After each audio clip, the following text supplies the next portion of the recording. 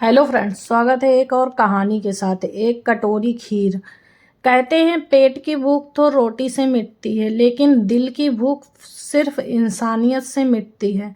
आज मैं आपको एक ऐसी कहानी सुनाने जा रहा हूँ जो शायद आपको ज़िंदगी का असली मतलब सिखा दे। एक छोटा सा गांव, मिट्टी के घर, दूर दूर तक फैले हरे भरे खेत। वहीं रहती थी एक लेडी जिसका नाम है सीता माँ। एक साधारण सी विधवा महिला।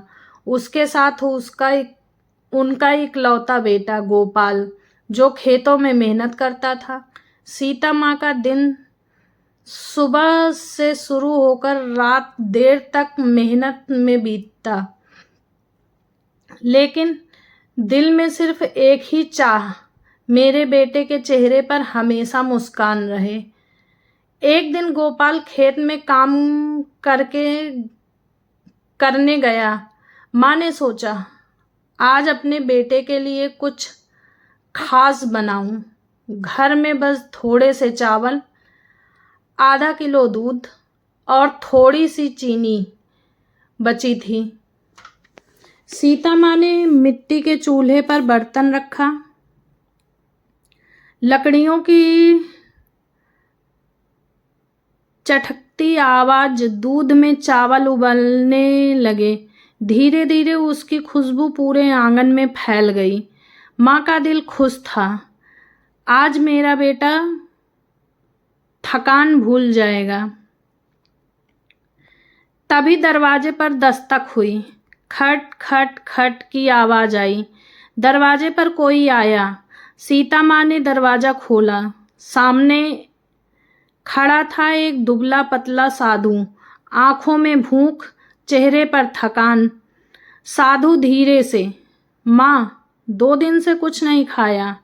अगर थोड़ा सा अन्न मिल जाए तो जीवन दान मिल जाएगा। सीता माँ एक पल के लिए रुकी। नजर बर्तन में खीर पर पड़ी। यही तो उनके बेटे के लिए बनाई थी। लेकिन अगले ही पल उन्होंने कटोरी उठाई और भर कर साधु के हाथ में दे दी। साधु मुस्कुराकर, माँ, तुम्हारे इस त्याग से मैं बहुत प्रसन्न हूँ। तुम्हारे बेटे के जीवन में कभी कमी नहीं होगी। इतना कहकर साधु आशीर्वाद देकर चला गया। शाम को जब गोपाल थका हारा घर लौटा, उसकी नजर बर्तन पर गई जो खाली था। गोपाल हैरानी से, माँ, आपने कहा था आज कुछ खास बनाया है, कहाँ है? सीता माँ मुस्कुराई और बोली, बेटा, तेरे लिए ही तो बनाई थी, लेकिन एक भूखा साधु आया था, वो भी किसी का बेटा होगा, उसे दे दी। गोपाल कुछ पल चुप रहा, फिर धीरे धीरे उसकी आंखें भर आईं। गोपाल बोला, कांपती आवाज में माँ से बोला, आपने आज मुझे सिर्फ खाना नहीं, इंसान बनने का सबक सिखा दिया है।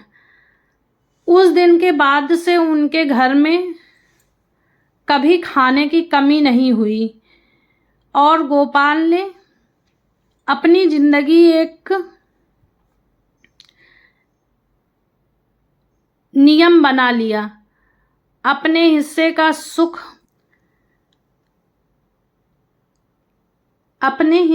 सुख बांट देने में ही असली सुख है। दोस्तों, दुनिया में सबसे बड़ी दौलत है किसी के दुख में उसका साथ देना और अपने हिस्से का सुख बांटना।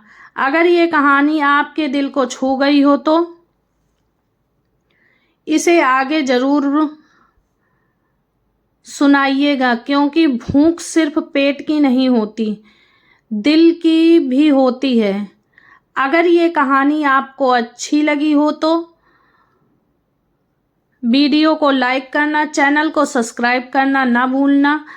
मिलते हैं आपसे अगली वीडियो में। अगर आप अपनी माँ को प्यार करते हैं तो कमेंट में ज़रूर लिखिए माँ।